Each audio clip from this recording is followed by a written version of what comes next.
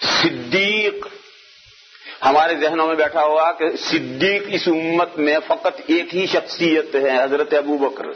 یہ غلط ہے. ہمارے ذہنوں میں یہ بات بیٹھی ہوئی ہے کہ صدیق اس امت میں صرف ایک ہی شخصیت ہے، حضرت ابو بکر رضی اللہ تعالیٰ عنہ. وہ غلط ہے.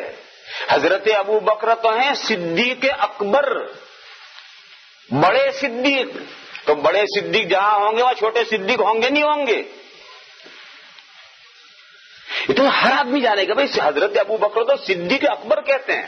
تو صدیق اکبر کہنے کا یہ مطلب یہ ہے کہ وہاں صدیق اصغر بھی ہیں. مگر ہمارے ذہنوں میں ہی بیٹھا ہوا کہ نہیں امت میں صدیق فقط وہ اکیلے ہیں. یہ غلط بیٹھی ہوئی بات ہمارے ذہنوں میں ہے. وہ تو صدیق اکبر ہیں، اس امت کے صدیق اکبر ہیں. اس امت میں جتنے صدیق ہیں ان میں سب سے بڑے وہ ہیں. اور دوسری دلیل، حضرت صدیق اکبر کی صاحبزادی، حضور کی چہیتی بیوی، امت مسلمہ کی ماں حضرت عائشہ رضی اللہ تعالی عنہا کو کیا کہا جاتا ہے؟ عائشہ صدیقہ. معلوم ہوا صدیق صرف مرد نہیں ہوتے ہیں، عورتیں بھی صدیق ہوتی ہیں. حضرت عائشہ کا نام کا جز ہے عائشہ صدیقہ. اور سن لو آج جتنے صحابہ ہیں، چاہے وہ مرد ہیں چاہے عورت ہیں، وہ سب صدیق ہیں. تمام صحابہ صدیق ہیں، مرد بھی عورتیں بھی سب صدیق ہیں. اور صحابہ کے بعد بھی قیامت تک صدیق ہوتے رہیں گے. ہر وقت زمانے میں صدیق ہوتے رہیں گے. ہاں درجے ہیں، جیسے مولوی کے درجے ہیں، کوئی چھوٹا مولوی کوئی بڑا مولوی، بے شمار درجے ہیں مولوی کے. مفتی اس کے بے شمار درجے ہیں. ایسے صدیق کے بے شمار درجے ہیں. ابو بکر کا رضی اللہ تعالیٰ عنہ کے درجے پر دوسرا صحابی صدیق ہے مگر وہ اس درجے پر نہیں پہنچ سکتا. صحابہ جو صدیق ہیں ان کے درجے پر بعد کی امت میں جو صدیق ہوں گے وہ اس درجے پر نہیں پہنچ سکتے. باقی صدیقین تو قیامت تک چلیں گے.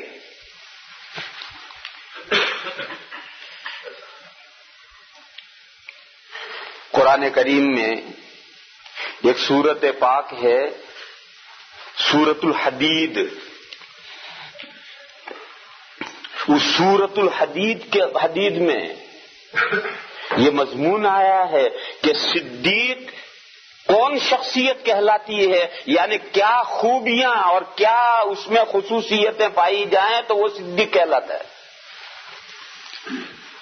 اولئک هم الصدیقون والشہداء عند ربہم.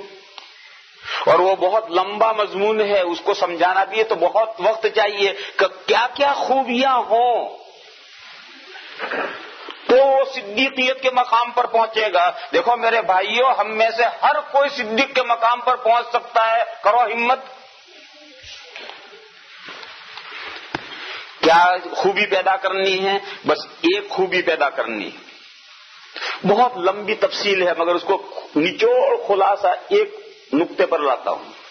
صدیق کے معنی تو آپ جانتے ہیں، نہایت تصدیق کرنے والا، نہایت تصدیق کرنے والا، فوراً فٹ سے تصدیق کرنے والا، کھٹ سے تصدیق کرنے والا. آپ سچ کہتے ہیں. صدیق یہ ہے. صدیق کے معنی سچ بولنے والا نہیں، صدیق کے معنی سچ بولنے والا نہیں، صدیق کے معنی ہے دوسرے کی فوراً تصدیق کرنے والا. آپ نے صحیح کہا. دیکھو حضرت ابو بکر صدیق رضی اللہ تعالیٰ عنہ کو یہ لقب کب ملا ہے آپ کو معلوم ہے؟ جب حضور معراج سے آئے اور صبح حضور نے معراج کا واقعہ بیان کیا تو مکہ کے کافروں میں تو ادھم مچ گیا. ہو دماغ چل گیا ان کا، کیا کیا باتیں کر رہے ہیں، رات میں یوں ہوا اور یوں ہوا اور یوں ہوا. کوئی ان کافروں میں سے حضرت ابو بکر کو ملا اور اس نے کہا تمہارے وہ جو بڑے ہیں وہ تو آج رات کی یہ باتیں کرتے ہیں. اور اس نے وہ باتیں نقل کی. ابھی حضرت ابو بکر کی حضور سے ملاقات نہیں ہوئی اور حضور سے نہیں سنا، اس کافر نے بتلایا. تو حضرت ابو بکر نے کہا کہ اگر یہ باتیں حضور اکرم صلی اللہ تعالی علیہ وسلم فرماتے ہیں تو صحیح فرماتے ہیں. اور میں تو یہ تو چھوٹی سی بات ہے، مکہ سے بیت المقدس ایک رات میں چلے جانا یہ کون سی بڑی بات ہے. میں نئی دلی سے ٹورنٹو صبح فجر کی نماز پڑھ کر چلا تھا اور یہاں عصر کی نماز میں یہاں پہنچ گیا. ایک دن میں نئی دلی سے ٹورنٹو پہنچ سکتا ہوں، مکہ سے بیت المقدس تو 1 گھنٹے میں جہاز پہنچتا ہے. تو یہ کون سی بڑی بات ہے؟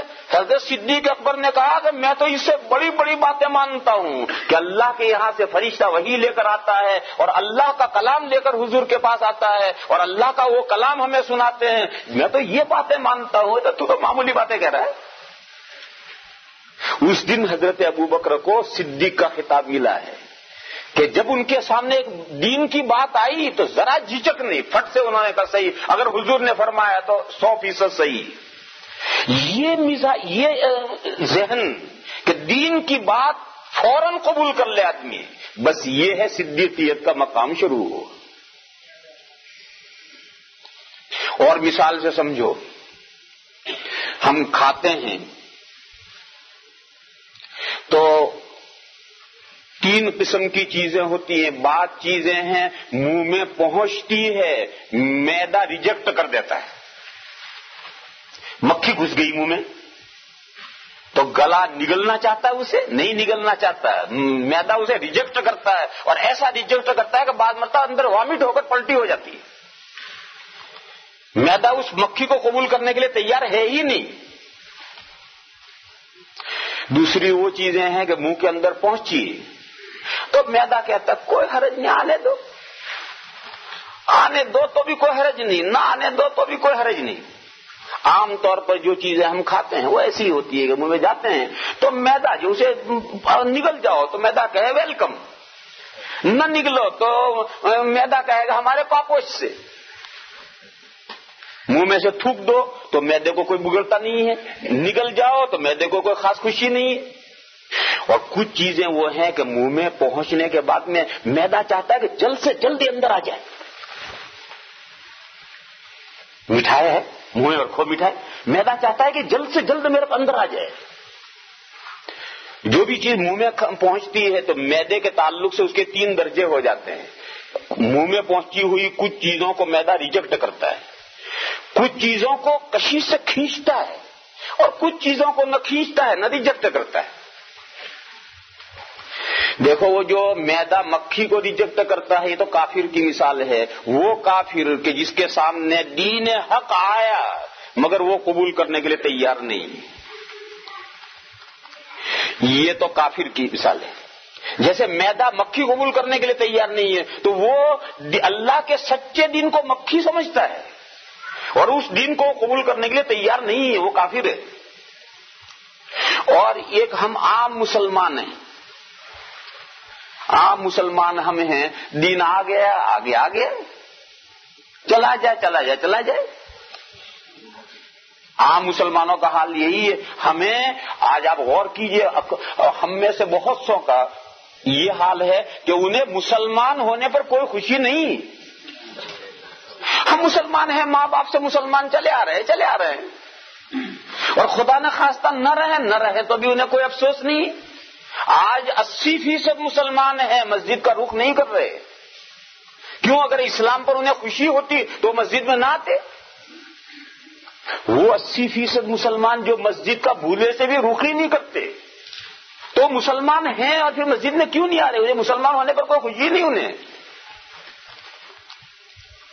اور ایک وہ مسلمان ہیں کہ ان کے لیے اسلام ایسا قیمتی متاع جان ہے کہ وہ اپنی جان دینے کے لیے تیار ہے، اسلام دینے کے لیے تیار نہیں. یہ وہ بھی مسلمان ہے، اس کے سامنے قرآن و حدیث کی سچی بات آ جائے وہ فوراً قبول کرتا ہے. صحیح ہے، قرآن و حدیث کہتا ہے صحیح ہے، میری عقل مانے یا نہ مانے میں مانتا ہوں. یہ وہ جو مقام ہے مومنین کاملین کا مقام، یہی وہ صدیقیت کا مقام ہے.